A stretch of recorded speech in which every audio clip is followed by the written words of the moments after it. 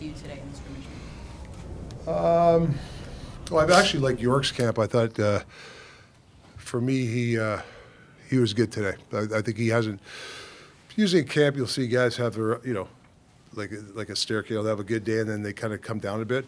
I think Yorkie's been keeping that pattern pretty high. I've actually liked him. Drysdale, same thing, doing stuff that we're trying to do. He's skating well out there. I notice those guys. Everybody's really working hard, but those guys haven't seen them fall off yet. I know it's only day 3, and yesterday was really the first day you kind of delved into the concepts and the systems. But did you see guys starting to implement it a little bit? Yeah, I thought there's some guys that were tired today, and usually the third day, guys get a little. Yesterday was I thought the guys really worked hard, and I felt that today some guys were tired, but they were still sticking with it. Yeah, I mean, I felt some guys were a little nervous when we had the power play going, so we'll work through that. I knew that was going to happen, but there were some guys that had some really good flashes out there. You got to be able to play the game. My big message is, when you don't have your legs or you don't feel you still have to play. That's a mental toughness thing. We'll keep working on that. So because I felt, like I said, in the power play, guys were getting a little tired. They get sloppy plays. So that starts in September. Like, we just don't turn it up in November. So we'll stick with that every day. But yeah, no, I expected today what was going to happen today. With your goaltenders, with obviously Sam's been here for a little while, Dan's new. Yeah. Are you approaching this as probably a 50-50 to start, and then you're just going to go with whoever's hotter? It's too hard for me to even say that because I don't know. I mean, I got to get to know both of them. My eye test, obviously, rely on Dilly, who's got a handle on that. So yeah, that'll work its way out for sure. Are you looking for one of them to hopefully emerge throughout the course of camp? Well, we're going to need whoever. Hopefully one guy emerges, but the other guy's going to have to play. It's not one. The classic. Guy plays backup plays 20 games. We're going to need some games out of the guy. So. Does it work out 41-40? I don't know. It could, but hopefully somebody separates themselves. Rick, you mentioned on first day of camp that the line combinations and the pairs, that was mostly Danny and Jonesy putting those together. But through 3 days, are you already zeroed in on the camp battles, guys that are battling for spots, or are you more focused on big picture at this point?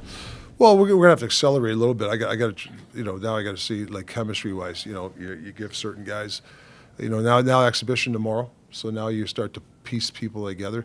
You're not gonna have all 3 guys because you're gonna have a young, maybe a couple of veteran guys have to play with a young guy or vice versa. So yeah, we're gonna look for some chemistry. Even the D partners, I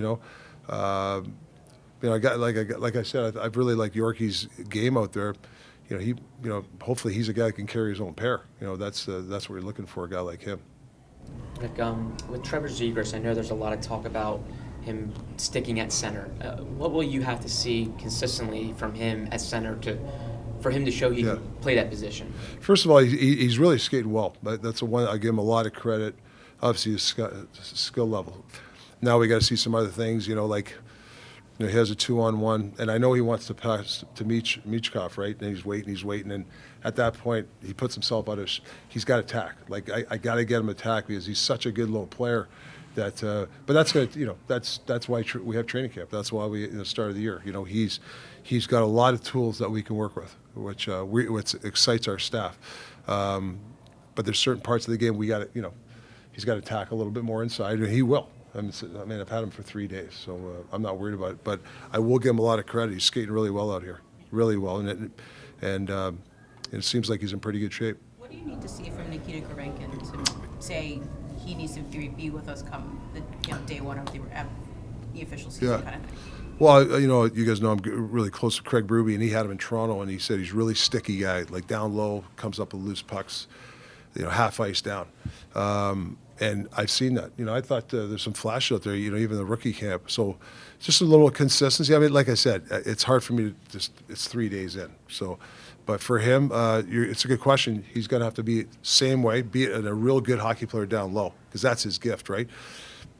I've heard his skating is not that great. I don't think it's that bad. I mean, I saw him in the neutral zone skating, so I wouldn't say he's a bad skater at all. I think he's he can get up and down the ice, but I like his half ice game around the net. Can he get those greasy goals for us? Those can he can he complement other type of players? That's another thing. But there's a lot to like about the kid, for sure. So let's- Go ahead, Charlie. One guy who came into even rookie camp without a lot of hype around him was Gendron, Alexei Gendron. Yeah. You've had him with Owen Tippett and Luchenko so far in main camp. Has he popped as a guy who maybe is delivering more than expected? Yeah, even the rookie, a smaller guy like that, you could tell when you're a smaller guy like that, he's buzzing around, like he's a fast player. That's what he's got to be elite at. When you're smaller and stuff, you got to be good at something. And I find that he's on the puck. He's a good forechecker. He's popping into holes. I'm noticing him like he's like a buzzsaw. That's the way he's got to play. So I'd like to see that in exhibition games. Yesterday, when we were talking about the defensive zone structure, you talked about you want to outman, right? Yeah. Or an overload to a degree. But doesn't that create opportunity for the opposition to have a guy maybe pop loose and be open? Yeah, so that's when you have to be calculated, right? So usually when wherever the puck goes in the corner, usually you're gonna have your three should beat their three, their two. What happens is when there's separation, you're playing a Panarin, when you give him time and space. Now you can't send two guys at him because he'll find that middle guy that you talked about, the weak side. So that's when you got to be calculated. That's not the time to go. So that's the hardest part. I shouldn't say the hardest part to teach, but that's the hardest sweet spot to get players to understand. Hey, when do you be aggressive? When you don't. Sometimes you can't go, right? So then you have to protect the middle and give them the outside. So, yeah, that's when your D zone's on its game. After the game, I think I told you guys yesterday where the other team goes, man, we got nothing out there. They're smothering us. That's the attitude we want to have. But there's going to be some times when teams are going to have time and space for whatever reason. A guy falls. There's a tired group out there. That's when you got to be calculated. That's when you can't run around. That's when you have to hold your spot. So that's the stuff we're going to have to really work on this month to kind of find that sweet spot. With Ristolainen out, obviously there's potentially some jobs that are available. At least from up here, it looked like Dennis Gilbert was the guy who kind of stood out. So I'm curious as to what's your impression? You say about Risto, like being out? With Risto out, yeah. Well, first of all, just watching video of Risto last year, just to point on him, he's a valuable guy for us. I know he's out for a couple, I don't know the exact time, but a couple months. That's a big loss. So I can't wait to get him back. But Gilbert's a guy that I've coached against him. You've noticed him out there. Even when you coached against him, he's a physical guy. He's not afraid to stick up for his teammates. But if he can play a solid game for us, the way we want him to play, I think he's got a good shot at making our team. But yeah, he's a guy that can fill that role for us for sure. Sorry, Rick, you started off today with special teams. What did you see out of the penalty kill in terms of how they were implementing your initial concepts? Good. We talked about PK pressure. If you watch, I think we almost scored a goal to PK. Skating forward when we're defending, we talked about that. We talked about being aggressive. I thought they were good sticks. Good PKs have all these implements. Listen, you're not going to. There's so much to teach, so you only have to give them a little bit. But I thought they were really good. I like their aggression. I think they kind of frustrate the power play a little bit. That's good though.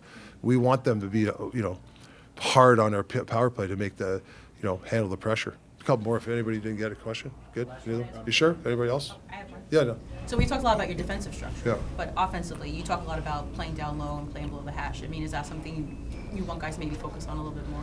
Yeah, that's something that we got to really tackle. And it's really, like I said, I'm not going to stop practice. And, I can't show tons of video right now. We have a 3-hour rule. When we have less bodies, we'll really dive into it. But that's one thing we got to really, we have to make players understand. It looks great. Guys are around I thought we're too perimeter again today, and we got to start people getting that. And that's summer hockey, right? We could ask other coaches, other teams. We got to get the summer hockey out of some guys, and it's But that's why we got to be accountable, stay on top of each other. We need guys to get to the net, and we need to. There's some plays that we would like to. If the puck is spread out, what do we do on a spread play? The things like that. But that's down the road. We can't. There's too much information around. I can't overload them. But the one thing you have to get the players to do is they have to play on the inside. If you want to score goals, the rushes are great, but ozone stuff. If you don't go through the middle of the ice, or somebody doesn't go through the middle of the ice, it's easy to defend. So that's something that we're gonna have to really every day be accountable, us coaches with the players. But it seems like you do, like some of your drills have been just strictly out of the corner. Correct. Like, so is that like an point of emphasis that you want? You talk about splitting the defensive zone. I'm assuming Yeah. that's vertically, but Sure. offensively maybe horizontally. Yeah, so when when somebody goes through, it doesn't necessarily the guy has to stay in the net. He goes to the net. Then he can come out and somebody has to replace him. When you have this, we call it balanced offense, level offense. That as a defender, you're which guy do I have? That's you want your offense to put people the other side making decisions. If you're on the outside, my decision's easy. I just stay here. They're on the outside. But when somebody goes through, who's got them? So that's when a good defensive team communicates. But we want to put pressure on the other team's defense. And what do you do that? You have to have the courage to get to the net. You have to have the courage to shoot the puck. You have to have the courage to come up with loose pucks, because good offenses, out of Colorado and Florida and Edmonton, teams like that, they're always come up with loose pucks. And then when you come up with a loose puck, what happens? The other team's tired, and then all of a sudden you have the puck against a tired defense. So that's a big factor. So we got to have that attitude. And like I said, we're going to chip away. I mean, that's just the way it is.